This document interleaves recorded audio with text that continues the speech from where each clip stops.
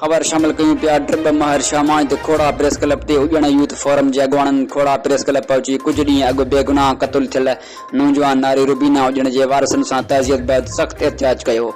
उन्हीअ मौक़े ते सिकंदर उजण मुनवर हुसैन उजण मोहम्मद इसाक उजण मीडिया सां ॻाल्हाईंदे चयो त जेकर इंतज़ामिया तहरीक में न आहे त मजबूरन एहतिजाजी मुज़ाहिरा कया वेंदा। मफ़रूज़ थियल फूलनि ते हुई शहज़ादे शेख कोटी जी पुलिस प्रोटोकॉल ॾेई रही आहे।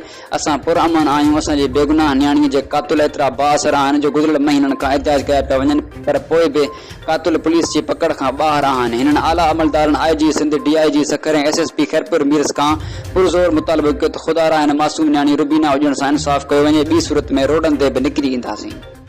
रिपोर्ट इमाम ॾिनूं उजण ड्रिब महर शाह।